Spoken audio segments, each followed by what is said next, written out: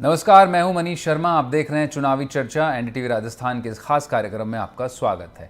एक दौर में कहा जाता था कि सरहद पर तनाव है तो समझ लीजिए कि चुनाव है, लेकिन इन दिनों राजनेताओं को देखें तो आप कह सकते हैं कि अगर आपके आसपास सियासी यात्राओं का ताव है तो समझिए कि चुनाव है। जी हाँ, भारतीय राजनीति में चुनाव और यात्राएं अब एक दूसरे का पर्याय बनती जा रही हैं। पहले कभी विपक्ष सत्ता के खिलाफ यात्राएं निकालता था, लेकिन अब वो भेद नहीं रहा। सरकारें ही चुनावी यात्राओं में मशगूल होने लगी हैं। ताज़ा मामला राजस्थान के सीएम अशोक गहलोत का है, जो बीजेपी की परिवर्तन यात्रा के जवाब में अपनी देवदर्शन यात्रा पर निकल पड़े। कहते हैं सियासत में कुछ भी बेवजह नहीं होता, और जाहिर है मंदिरों के गहलोत के दर्शन के बहाने 9 दिनों तक 18 जिलों में निकलने वाली इस यात्रा के भी कुछ सियासी मायने ज़रूर हैं, और इन मायनों को ही जानने के लिए हम आज करेंगे चुनावी चर्चा।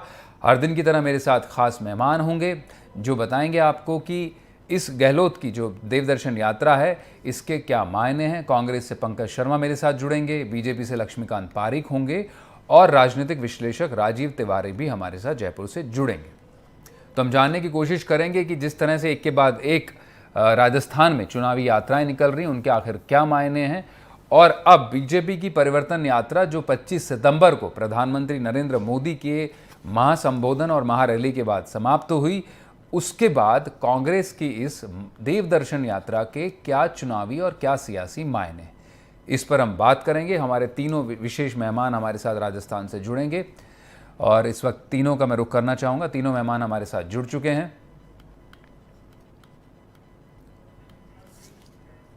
लक्ष्मीकांत पारीक जी हमारे साथ बीजेपी से मौजूद हैं, और पंकज शर्मा कांग्रेस से, और राजीव तिवारी पॉलिटिकल एनालिस्ट भी हमारे साथ जुड़ चुके हैं। आप तीनों मेहमानों का बहुत स्वागत करता हूं एनडीटीवी राजस्थान की इस चुनावी चर्चा में। पंकज जी, मेरा पहला सवाल आप ही से है। सवाल मेरा सीधा है कि आपकी सरकार जो है रिपीट का दावा जो लगातार कर रही थी फ्री योजना और राहतों के सहारे, आपने राहत बचत बढ़त, ये आप देखें तो राजस्थान में आपने एक मुहिम भी शुरू की, लेकिन अब आपको लगने लगा है कि इससे काम सिर्फ बनने वाला नहीं है। आपको बीजेपी की पिच, जो बीजेपी आपको बार बार जिस पिच पर कोशिश करती है खिलाने की, हिंदुत्व वाली पिच पर, उस पर आप कहीं ना कहीं फंस जाते हैं हर बार। देखिए, राजस्थान में पिछले 4.5 साल में हमारी सरकार ने बिल्कुल अनगिनत काम किए हैं, लगातार विकास की योजनाओं पर काम किया है। और आप देखेंगे कि जो यात्राएं हैं वो कांग्रेस के लिए पहली बार नहीं है और नया तरीका नहीं है। आप देखेंगे कि इस देश में सबसे बड़ी लंबी यात्रा हमारे राष्ट्रीय नेता श्री राहुल गांधी जी ने निकाली, भारत जोड़ो यात्रा के माध्यम से। और वहां पर भी हमने हमारी योजनाओं की बात की, प्यार की बात की, जो संस्थाओं पर हमला हो रहा था उनकी बात की। तो आज भी जो अगले 9 दिन में 18 जिलों की यात्राएं 38 विधानसभा क्षेत्र में लगभग मुख्यमंत्री जी करेंगे, वो भी हमारा उद्देश्य बिल्कुल क्लियर है कि हम जनता के बीच जो योजनाएं हमारी थी उनको भी पहुंचाएं, और उसके साथ ही साथ 2030 मिशन जो हमारा एक लक्ष्य है, उस लक्ष्य को किस तरीके से हम और बेटर कर सकते हैं, किस तरीके से जनता के सुझाव ले सकते हैं। तो जनता से कम्युनिकेट हमें करना है, 1-to-1 कम्युनिकेट करना है। देखिए, एक बात आपको माननी पड़ेगी कि बीजेपी और कांग्रेस में मूलभूत अंतर है। अंतर क्या है कि जो बीजेपी है, बीजेपी की हमारे देश के जो प्रधानमंत्री Narendra Modi ji one way communication करते हैं, सिर्फ अपने मन की बात करते हैं, जनता के मन की बात को कभी भी नहीं सुनते। तो राजस्थान के मुख्यमंत्री श्री अशोक गहलोत जी ने पहले भी लगातार जनता के मन की बात सुनी है। और आपने देखा होगा कि हम लोगों ने वेबसाइट भी लॉन्च की, उसके माध्यम से लगभग 1 करोड़ से ज्यादा सुझाव मिशन 2030 को लेकर अब तक मिल चुके हैं। लेकिन अब मुख्यमंत्री जी ने तय किया है कि वो जनता के बीच भी जाएंगे, और इसी क्रम में वो 9 दिनों में लगभग 18 जिलों की यात्रा करेंगे। पंकज, ये जाहिर तौर पर वो जनता के बीच जाएंगे, आप उनको जननेता भी कहते हैं, लेकिन एक बड़ा पेच है जो समझ से परे है। पहले आप ईआरसीपी पर 13 दक्षिण पूर्वी जो जिले हैं उनमें आप गहलोत समेत बड़े नेता आपके यात्रा निकालने वाले थे, लेकिन अचानक से उसे आपने रद्द कर दिया। कहा गया कि पहले सरकारी कामकाज हम करेंगे, उसके बाद यात्रा करेंगे। फिर पीएम की बड़ी रैली होती है जयपुर में 25 तारीख को, उसमें कांग्रेस को वो सनातन के अपमान, मुस्लिम तुष्टिकरण के आरोप के लिए घेरते हैं, और फिर अब आपकी मंदिर यात्रा का ऐलान हो जाता है। क्या कांग्रेस खुद को सनातन के मुद्दे पर घिरा पा रही है, और हिंदू विरोधी छवि को काउंटर करने के लिए क्या ये यात्रा आयोजित की जा रही है?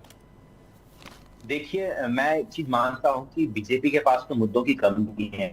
बीजेपी ने पिछले 9 साल में जो केंद्र में काम किए, वो कभी केंद्र में उन्होंने कोई काम नहीं किया, और वो काम गिनाने के लिए वो राजस्थान में या कहीं पर भी जनता के बीच नहीं जाते हैं। मोदी जी राजस्थान आए, उन्होंने कहीं पर भी भाषण में ये नहीं कहा कि उनके जो 25 सांसद राजस्थान की जनता ने जिताकर भेजे थे उन्होंने क्या काम किया, उसका हिसाब किताब कुछ नहीं दिया।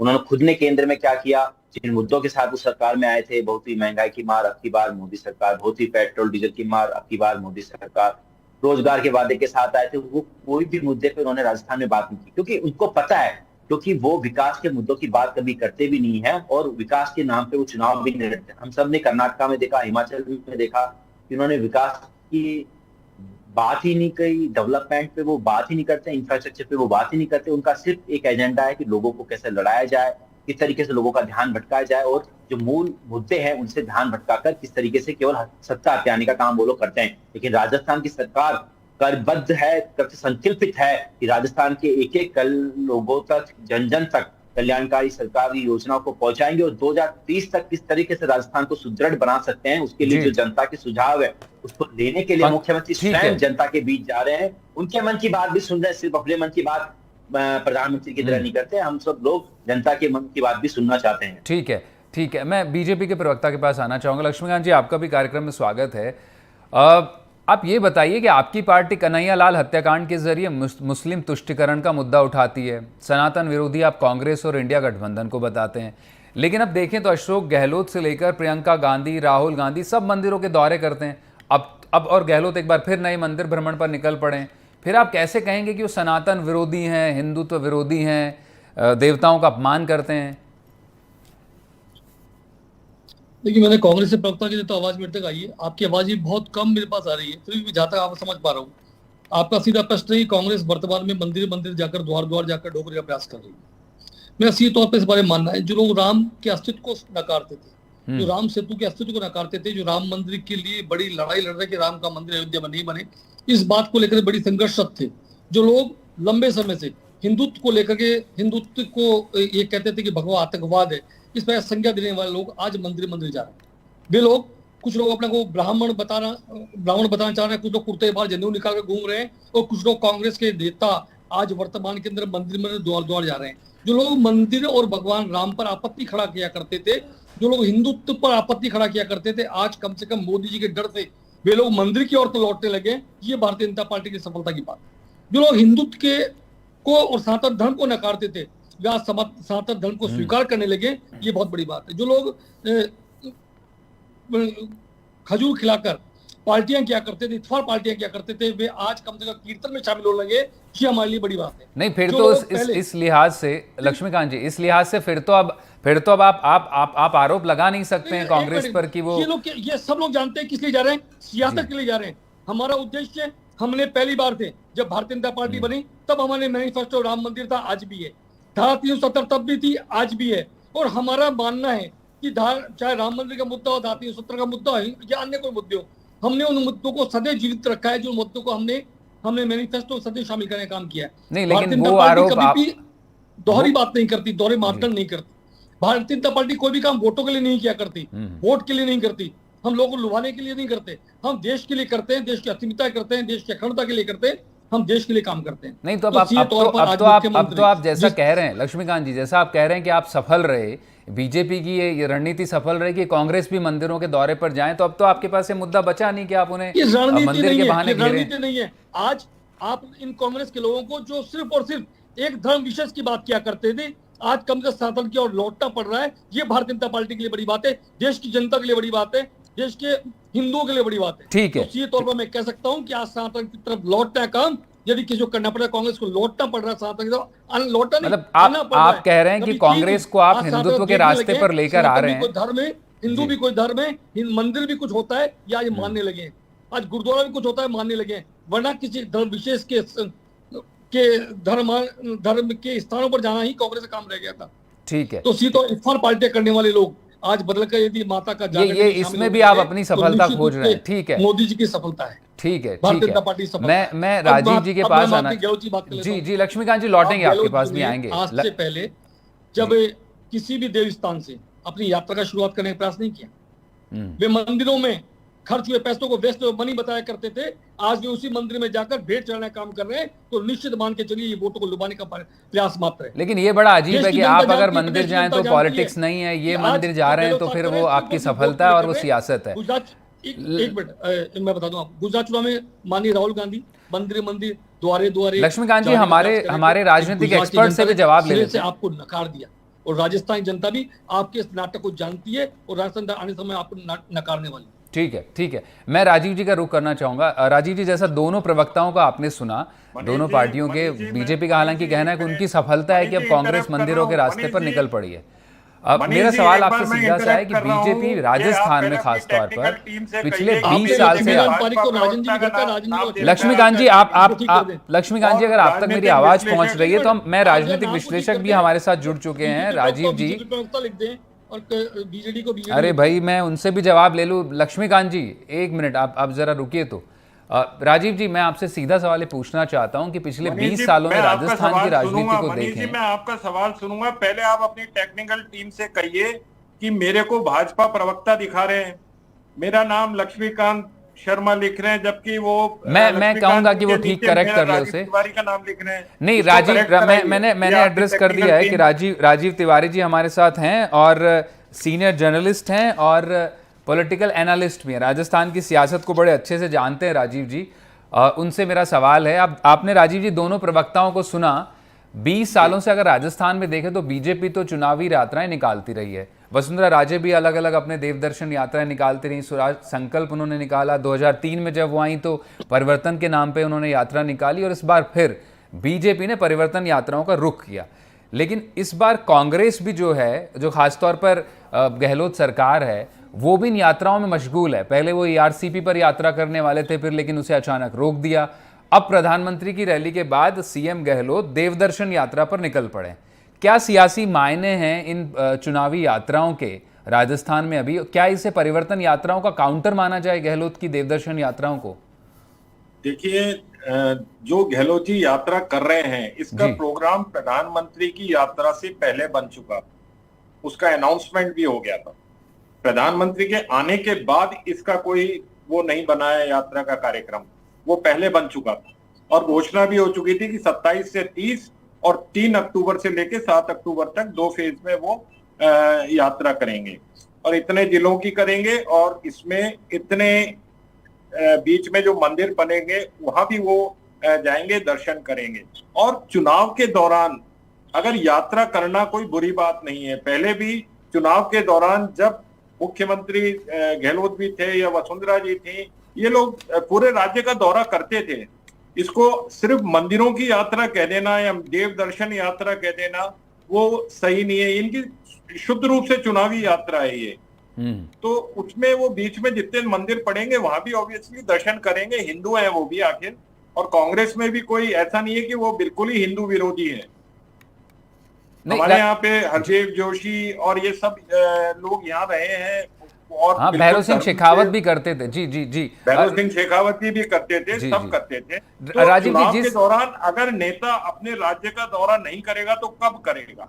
नहीं, लेकिन उसकी पॉलिटिकल टाइमिंग को लेकर के बात है। जिस यात्रा का आप जिक्र कर रहे हैं, अभी चुनाव चल रहे हैं, चुनाव के दौरान ही तो करेंगे ना वो। चुनाव जी राजीव जी, जिस यात्रा का आप जिक्र कर रहे हैं, पहले कहा गया था कांग्रेस की तरफ से, बिल्कुल सही है कि एक यात्रा निकाली जाएगी जो 5 अक्टूबर तक चलेगी, लेकिन वो ईआरसीपी के मुद्दे को लेकर थी।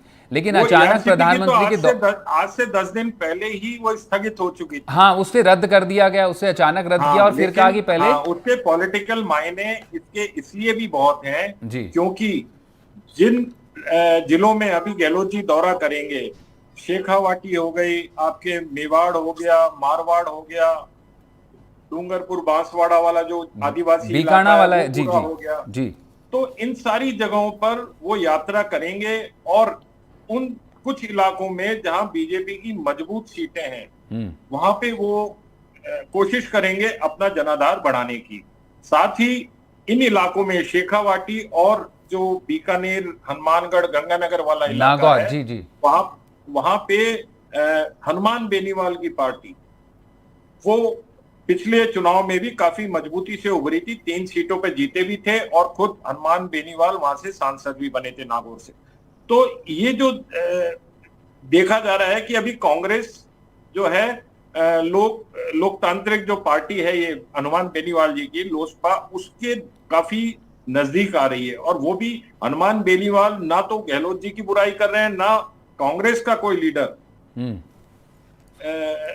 हनुमान बेनीवाल जी के किसी भी अभियान की या उसकी खिलाफत कर रहा है या उसके काउंटर कर रहा है। तो ऐसा प्रतीत होता है कि ये दोनों दल हो सकता है कि इस चुनाव में नजदीक आए बीजेपी से मुकाबले के नहीं, लिए। जाहिर तौर पर राजीव जी शेखावटी पर इस बार काफी सबकी नजर है, क्योंकि वो एक थर्ड फ्रंट का जो उद्भव है राजस्थान में इस बार से होता दिख रहा है वहां से। थर्ड फ्रंट कोई अभी तक राजस्थान में कुछ भी थर्ड फ्रंट जैसी बात नहीं है, क्योंकि थर्ड फ्रंट के लिए 2 या 3 पार्टियों का एकजुट होना पड़ता है जी। अभी सब अलग अलग नहीं, बेनीवाल जो दावा करते हैं, बेनीवाल जो दावा करते हैं कि मैं इस बार जो है, उन्होंने कहा भी एक बयान में कि अगर सचिन पायलट मेरे साथ आ गए होते तो मैं जो है थर्ड फ्रंट की मेरी सरकार बना लेता। एक मेरा सवाल इसी से जुड़ा है राजीव जी आपसे। देखिए, इसमें भी ये संभावनाएं हैं। अगर अभी गहलोत जी के साथ भी हनुमान बेनीवाल जी का गठबंधन हो जाता है तो कहीं ना कहीं हो सकता है राजस्थान में 2 उप मुख्यमंत्री हो जाएं, 3 उप मुख्यमंत्री बन जाएं।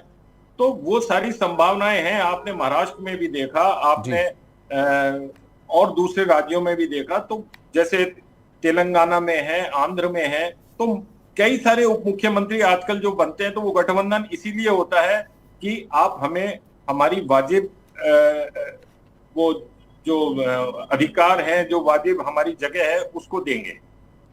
जी राजीव जी, इसी से जुड़ा एक सवाल और है, यात्राओं से जुड़ा हुआ एक बड़ा आम सवाल जो जनमानस में रहता है। बीजेपी की परिवर्तन यात्राएं पूरे राज्य भर में चारों दिशाओं से निकली। 25 तारीख को उनका एक महासम्मेलन से समापन होता है। उसके बाद अब कांग्रेस की ये देवदर्शन यात्रा शुरू होती है। उससे पहले खैर राहुल गांधी राजस्थान से भी निकली थी, उनकी भारत जोड़ो यात्रा। लेकिन क्या वाकई ये एक चुनावी नैरेटिव सेट करने में कारगर होती हैं इस तरह की यात्राएं? देखिए, क्योंकि राजस्थान में तो पक्ष विपक्ष दोनों उस तरह की यात्राओं के दौर में हैं। यात्राएं होती हैं तो देखिए ना, जब एक पार्टी यात्रा करती है तो उसको काउंटर करने के लिए दूसरी पार्टी को भी यात्रा करनी पड़ती है जी। अगर वो नहीं करेंगे तो जो वादे, जो प्रलोभन, जो अपनी बातें, अपने नीतियां, अपनी रणनीति, जो चीजें जनता के बीच में एक पार्टी देके आती है तो उसको काउंटर करने के लिए दूसरी पार्टी को भी जाना पड़ता है। जी, अब ठीक और है। जहां तक कांग्रेस को लोग बताते हैं कि हिंदू विरोधी है, तो मैं बताना चाहूंगा कि राम मंदिर के लिए बाबरी मस्जिद के अंदर जो पहला दरवाजा खुलवाया था वो राजीव गांधी ने खुलवाया था। उसके बाद से ही ये सारी चीजें हुई थी और उसके बाद बाबरी जो ढांचा था उसको ध्वस्त किया गया। नहीं, जाहिर तौर पर ये जायज भी है, क्योंकि प्रधानमंत्री ने भी फिर से एक बार सनातन के मुद्दे को जो है चुनावी मुद्दा बना ही दिया। राजस्थान में जब उन्होंने रैली की तो, और खुद उनके प्रदेश अध्यक्ष सीपी जोशी ने वो विवादित ढांचे की बात भी अपने भाषण में रखी। तो फिर से एक बार कांग्रेस को उसी हिंदुत्व के पिच पर कांग्रेस को मात देने की बीजेपी की फिराक में है। मैं कांग्रेस के प्रवक्ता के पास आना चाहूँगा। पंकज जी, क्या आपको लगता है कि जो आपकी फ्री योजनाएं थी, राहतें थी, उससे बात नहीं बन रही हैं कि बीजेपी जो आपके हिंदुत्व की राजनीति पर आप पर आरोप लगाती रही कि आप जय श्री राम, जिस तरह से अभी लक्ष्मीकांत जी बोल रहे थे कि ये हमारी सफलता है कि आपको मंदिर तक लाने में कामयाब रहे? देखिए मनीष जी, कांग्रेस जो संविधान की परिकल्पना है उसके आधार पर काम करती है, और संविधान की परिकल्पना के आधार पर ही हम जो देश के जितने भी लोग हैं, प्रदेश के जितने भी लोग हैं, जितने भी धर्म को मानने वाले, उसी सारी संभावना के अकॉर्डिंग सभी धर्मों को मानते भी हैं, सबका सम्मान करते हैं। और आपने जो दूसरी बात पूछी कि क्या योजनाओं में विश्वास नहीं, डेफिनेटली राजस्थान की सरकार की जो योजनाएं हैं वो जन जन तक पहुंची है और जनता को राहत देने वाली योजना है। हम लोगों ने सिर्फ जनता को राहत ही नहीं दी, उनकी बचत भी कराई और उस बचत में बढ़त भी करवाई है हमारी योजनाओं के माध्यम से। तो राजस्थान की सरकार के पास तो विकासशील योजनाएं हैं जिनके माध्यम से हम जनता के बीच जा रहे हैं। और अब 2030 का हमारा मिशन, 2030 का जो विजन हम लोग लेके चल रहे हैं, उसमें जनता के सुझाव भी ले रहे हैं। पहले हम लोगों ने ऑनलाइन माध्यम से सुझाव दिए, उसमें लगभग 1 करोड़ से ज्यादा लोगों के सुझाव हमें मिले हैं। और अब जनता के बीच लगभग 9 दिनों में 18 जिलों की यात्राएं मुख्यमंत्री जी करेंगे। और उस यात्रा के दौरान मंदिर मस्जिद जो भी आएंगे, गुरुद्वारे, गिरजाघर, सब में हम लोग दर्शन भी करेंगे, मुख्यमंत्री जी दर्शन भी करेंगे। तो आप देखिए कि बीजेपी अभी भी, जो मेरे साथी प्रवक्ता हैं, वो सिर्फ मंदिर मस्जिद की बात कर रहे हैं। वो अभी भी ये बताने को तैयार नहीं कि जो उन्होंने 25 सांसद राजस्थान